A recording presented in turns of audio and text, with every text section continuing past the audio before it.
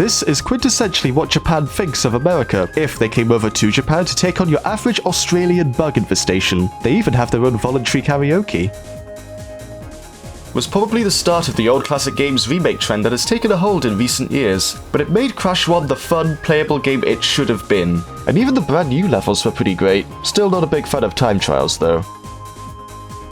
Honestly, the last time I played this was back when shopping carts were added. Now it's just a literal hub world for the multiverse of madness, and the fact that Epic can afford to do this is kinda scary.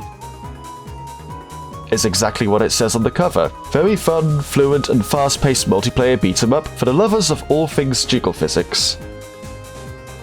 The 1930s are angry and are biting back with a vengeance.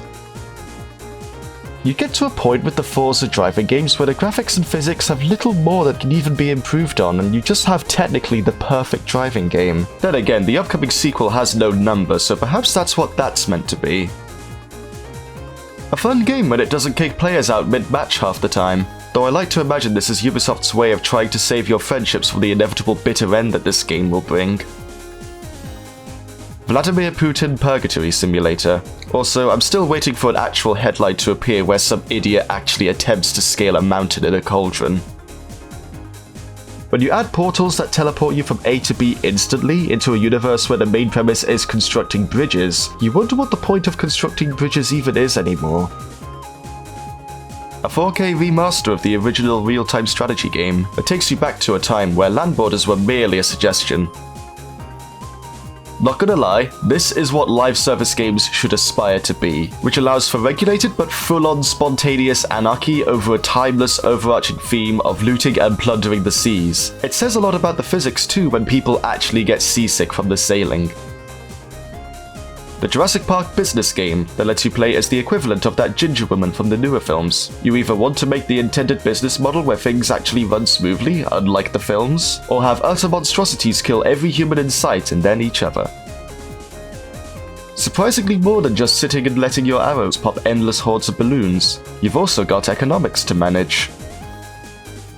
For the past few decades, video games have slowly evolved the English language in subtle, gradual ways. Because of lockdown, this one single game permanently tainted multiple words in the span of mere weeks.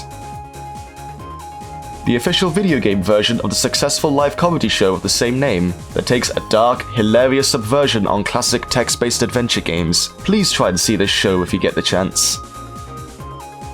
This game is the final piece of evidence that competitive Mario multiplayer such as Mario Kart will never favor whoever is in first place most of the game. One fell move is all it takes to wipe all your progress out with no method of recovery because everyone else is evil.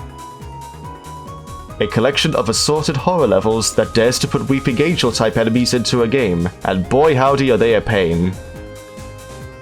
So it's by no means up to Undertale's level yet, but there is still a lot of charm to be found, and Jevil was the most worthy opponent. I honestly wish more people were aware of this game, especially racing fans. It's a grittier Mario Kart on steroids, but my main selling point was the fact that you can implement your own custom jukebox into the game. Do with that info what you will. People laughed back when this Tetris Battle Royale was announced, but it's actually a really fun little multiplayer battle that makes Tetris 10 times more stressful, even without the lobbies being filled with professionals who play this for 20 hours all day every day. The space construction physics game where the only thing more frustrating than trying not to crash your vessel is realizing you don't have all the components to build a sliding door. I was asked a while ago to make a video on this small indie game, and it was honestly a fun, Super Meat Boy-esque 2D speedrun game, and I really hope it can get off the ground again. I'm not gonna lie, this was actually one of my main motivators for getting a Nintendo Switch back when this game came out. It's a really great kart racer that combined all the best parts of the previous Crash races and more that honestly should have come to PC as well. Gameplay-wise, I'm not actually sure what genre to put this in outside of the visual novel-esque cutscenes. Whatever it is, it's still a very fun, not-so-serious indie game with very quirky characters of various types. A simulation of your average KFC experience in Japan, with talking dogs, robots, and JoJo. I think they might have put something into my chicken. The closest you can get to Ghostbusters 3, which at one point was considered canon, because if Busted makes you feel good, you may as well take it up yourself. This is essentially just a real-time bullet hell that you can implement your own music in as the soundtrack, and really not much else in the way of rhythm, though the way it can pick up music in the background in real time is pretty genius. The perfect Souls-like for Star Wars fans who are too afraid to play Dark Souls. Arguably the optimal way of experiencing Half-Life, with updated graphics, an exceptional expansion on the Zen segment, and the ability to actually strafe. While we can now breathe and forget that Half-Life Source ever existed, it's still kinda weird how the Half-Life 2 hazard suit is now inferior in comparison. Do you know what my ripping and tearing could use more of? Rapid on-the-spot strategy making over a spreadsheet. But I still like this game very much, and its built-in metal concert. Tetris, but every action is now linked to a sound cue and visuals, half of which are all ocean-themed. Remember how I said you should play this instead of Rayman 1? Well, that's because this is literally that game, but indie devs have remade it with actual good gameplay and balanced difficulty, plus a whole bunch of extras that really make this the definitive version of Rayman 1. Also, this is free, and the original isn't. So, I guess we're not calling it Ultimate Knockout anymore? Anyway, like Takeshi's Castle and Total Wipeout, this is the fun game show equivalent of tossing a handful of jelly beans over a bouncy castle. Looking for a new, non-pharmaceutical laxative while hiding behind a complete stranger's couch? Then this is the game for you and all your friends, who are all snickering back in the van outside. Why yes, it most certainly is about time. It's about the time that you'll spend trying to find that one missing crate without somehow dying to a single hit. It's about the monstrously insane time you'll need to beat in order to get the best time trial relic. Outside of the sadistic completion goals, very solid platformer.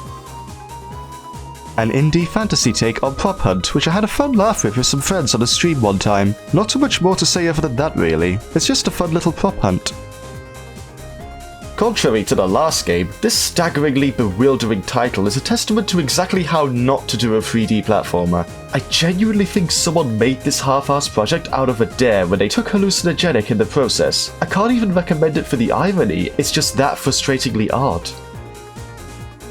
Oh my god, they added a third portal. Portal 3 confirmed, baby! Though seriously, the addition of a portal that takes you to the same test chamber at a different time period makes it some of the most intriguing and difficult puzzles in the franchise and is well worth wrapping your head around.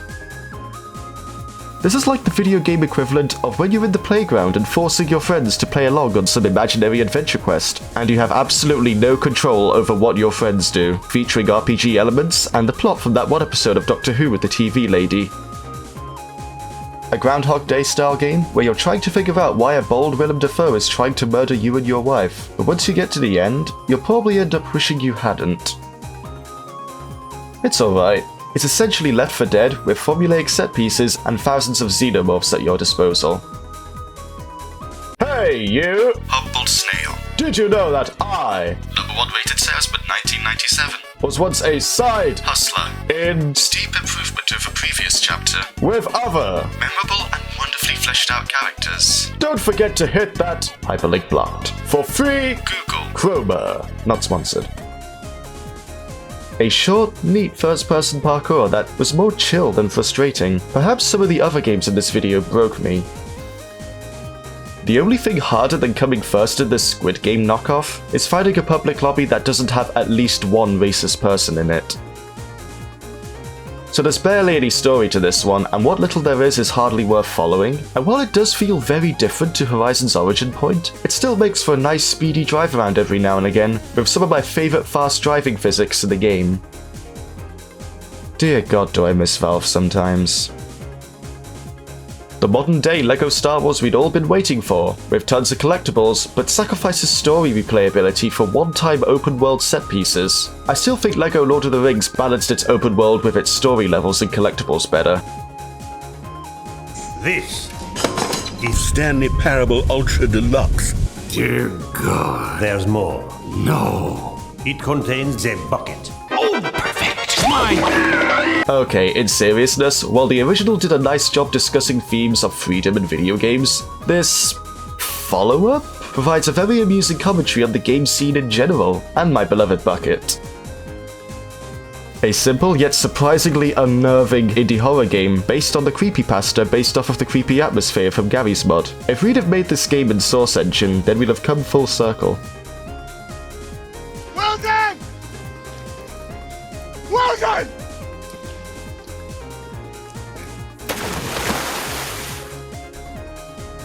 I can't really compare it to Rise of Heaven since I haven't played that, but this is still a solid fighting game for someone who's barely touched fighting games, which pleases me as self-proclaimed JoJo trash. It also has Wamu doing this.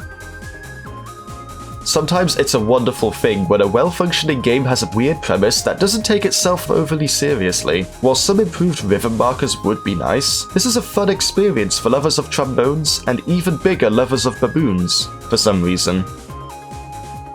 I take back what I said about LEGO Star Wars The Force Awakens. This is the game I shall not be counting in the 50 plus games for this video. We all know why. We know what you did. Or should I say, what you didn't. To quote that one core from the final fight, do you smell something burning?